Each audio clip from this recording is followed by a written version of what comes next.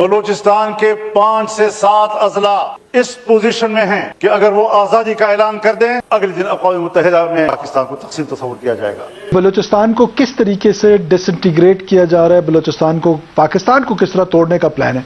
There are 3 plans. Number 1, violence इतनी शिद्दत से करें कि उसको बढ़ा दें। जिस तरह से बलूचिस्तान के अंदर आवाज़ें उठ रही हैं और जैसे वहाँ पे रियासती पॉलिसी की वजह से नफरत फैल रही है, ये पॉलिसी काम नहीं करेगी और खुदा न खास्ता इसका कोई बड़ा नुकसान हो जाएगा। कई माह गुजर गए और आज भी कुर्रम नो गो एरिया बना हुआ है। अभी देखने जो काफिलों पे हमले हुए हैं, 64 में से 40-42 गाड़ियां अभी भी फंसी हुई हैं वहाँ पे। अगर इनको ये पता लगा कि स्टेट के दुश्मन कहीं बैठे हैं, तुम दांत मत दिखाओ फालतू के।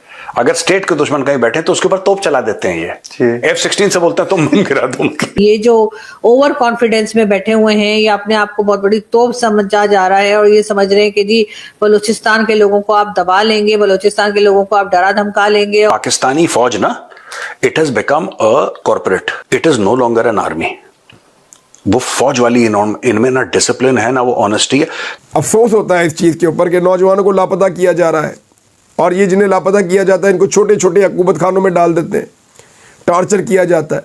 बाद औक़ात कई लोगों की लाशें मिलती हैं और मुकामी आबादी भी लगता है कि वो हॉस्टेज बनी हुई है इन दहशतगर्दों के। तो अब जो सूबाई हुकूमत और यहाँ पर जो सिक्योरिटी फोर्सेज हैं, जो कमांडर्स हैं, उन्होंने इस बात का फैसला किया है कि मुकम्मल ऑपरेशन किया जाएगा। अजीब लो, हाँ, इन्होंने वजीरिस्तान में एक्चुअली 155 mm मीडियम गन्स चलाई हैं। दोस्तों 1971 में पाकिस्तान के साथ जो हुआ था और पाकिस्तान के 2 टुकड़े हो गए थे, उसी तरह से दोस्तों फिर एक बार अब होने वाला है, जहां पर फिर एक बार पाकिस्तान के टुकड़े होने वाले हैं। और ये बात हम नहीं, खुद पाकिस्तान के मिनिस्टर पाकिस्तान के पार्लियामेंट में खड़े होकर कह रहे हैं। दरअसल दोस्तों आप सब जानते होंगे, पाकिस्तान के जाने माने मिनिस्टर मौलाना डीजल, जो हर वक्त पाकिस्तानी आर्मी की बूट चाटते हैं और भारत के खिलाफ स्टेटमेंट देते हैं, आज उन्होंने एक बड़ी स्टेटमेंट दे दी है पाकिस्तान के पार्लियामेंट में खड़े होकर के। उन्होंने कहा कि जल्द ही बलूचिस्तान खुद को आज़ाद देश घोषित करने जा रहा है और इसके लिए बलूचिस्तान के 5 से 6 डिस्ट्रिक्ट ने सहमति भी बना ली है। जैसे कि बलूचिस्तान खुद को आज़ाद देश घोषित करेगा, तब यूनाइटेड नेशन और काफ़ी सारे देश बलूचिस्तान को रिकॉग्नाइज भी कर लेंगे और फिर एक बार पाकिस्तान का टुकड़ा होना निश्चित है। तो चलिए इसी पर आगे पाकिस्तानी मीडिया का रिएक्शन देखते हैं।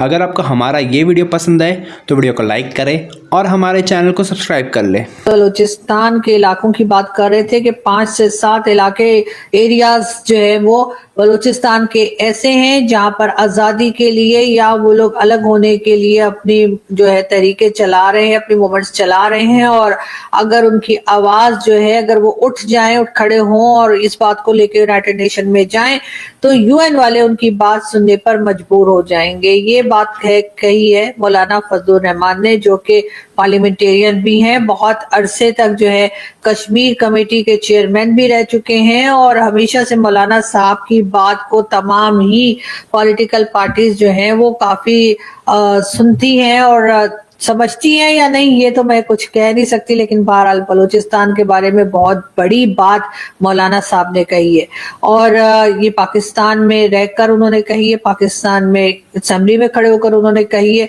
क्या अब भी जो लोग जिम्मेदार हैं, जो पॉलिसीज बनाते हैं, क्या अब भी वो इनकार करेंगे इस बात से कि नहीं बलूचिस्तान में सब कुछ खैरियत है, कोई ऐसी बात नहीं है, कोई परेशानी की बात नहीं है और वो लोग जो है कुछ डिमांड नहीं कर रहे हैं, वो लोग कोई प्रोटेस्ट नहीं कर रहे।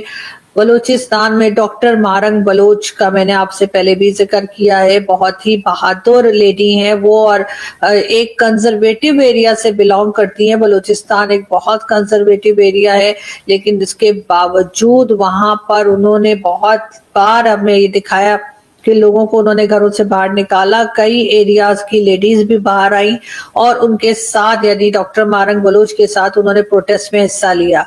इस बात से साफ जाहिर होता है कि वो लोग कितने ज्यादा परेशान है कि एक ऐसा कंजर्वेटिव एरिया जहां पर लेडीज जो है वो इस तरीके से बाहर नहीं आया करती, एक बहुत ऐसा पर्दे का भी बहुत ज्यादा वहां पे किया जाता है और लेडीज भी बिला वजह घर से बाहर नहीं निकलती। तो अगर वो अपने घरों से बाहर निकलने पे मजबूर हो गई हैं और वो बात करने पे मजबूर हो गई हैं तो डेफिनेटली कुछ ना कुछ तो ऐसा चल रहा है, वहां पर परेशानी है जो कि गवर्नमेंट छुपाने की कोशिश कर रही है, जो कि चाहे वो गवर्नमेंट हो चाहे वो एस्टेब्लिशमेंट हो, इस सिलसिले में बात नहीं कर रही। बार बार तकरीबन डेली बेसिस पे अगर आप मेरा सोशल मीडिया देखें, खास तौर पे मेरा ट्विटर या एक्स अगर आप उसको देखें, या फिर आप ईमान मजारी जो कि एडवोकेट भी हैं, अगर आप उनके पेज को चेक करें तो आपको पता लगेगा कि हर दूसरे दिन कोई ना कोई मिसिंग पर्सन्स का इशू जो है वो इस वक्त भी बलूचिस्तान में चल रहा है। बलूचिस्तान को अलग तो होना है पाकिस्तान से, क्योंकि पाकिस्तान को ना देखो प्रॉब्लम इंडिया में भी है जी, सेपरेटिज्म इंडिया में, पर इंडिया मैनेज कर लेता है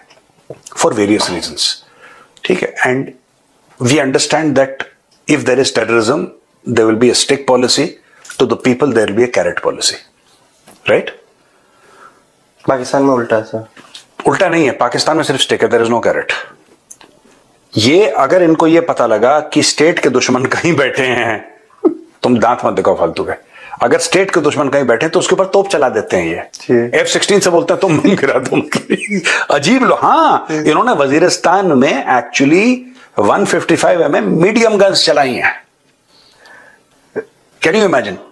155 mm मीडियम गन्स इन्होंने चलाई हैं, मीडियम गन्स अपने गांव वालों पे खोल दिए इन्होंने। F-16 खोल दिए अपने गांव वालों पे, इन्होंने हेलीकॉप्टर गनशिप खोल दिए, इन्होंने अपने खुद के पाकिस्तान के अंदर जो पाकिस्तान का इलाका है उन गांव में इन्होंने रॉकेट मारे हेलीकॉप्टर गनशिप से। और बताओ, ये ऐसे कलाकार हैं, ये पागल है पूरे। We India has not used heavy weaponry in Kashmir, we have not used heavy weaponry in north east, we have not used heavy weaponry. हमने करा ही नहीं कभी, इसलिए हमारे कैजुअलिटीज क्यों होती है इतनी ज्यादा? हमारी कैजुअलिटीज इसलिए नहीं होती कि जब पाकिस्तानी फौज जा रही है उसको पता ही नहीं क्या चल रहा है, नहीं, जानबूझ के गए। सिविलियन शुड नॉट, और होते हैं civilians do, civilian deaths and civilian injuries happen in India in operations, of course they happen, of course, but we try to avoid it to such an extent कि हमारी खुद की जानें भी चली जाती हैं कि सिविलियंस को ना हो, फिर भी हो जाता है। हम देखने कई माह गुजर गए और आज भी कुर्रम नो गो एरिया बना हुआ है। अभी देखने जो काफिलों पे हमले हुए हैं, 64 में से 40-42 गाड़ियां अभी भी फंसी हुई हैं वहाँ पे। लेकिन ना सिर्फ ऐलानात कर देना 460 नए लोग भर्ती किए जाएंगे, 140 चेक पोस्ट नहीं लगा दी जाएंगी, ये काफ़ी नहीं है। देखिए ना, एक तो तवातर के साथ इसको मॉनिटर करने की ज़रूरत है। सीएम नहीं जाते, बार बार उनके मुखालफिन भी तनकीद करते हैं, गंदापुर वहाँ जाएँ, उनके लोग जाएँ, तो वो एक जिसको कहते हैं ओनरशिप ही नहीं पैदा होती है आपके इलाके की, आप किस चीज़ को ख़त्म करना चाहते हैं। दूसरा, ये 100 से ज़्यादा लोगों का जो हम ना जरगा बना था, कमेटी बनी थी, बड़े इन्फ्लुएंशियल लोग हैं भाई, उनसे भी पूछा जाए, उनसे भी जिम्मेदारी उन पर दी जाए कि भी आप पे एतमाद करके सब कुछ किया गया था, क्या वजह है कि ये तवातर के साथ इस तरह के वाक़यात हो रहे हैं।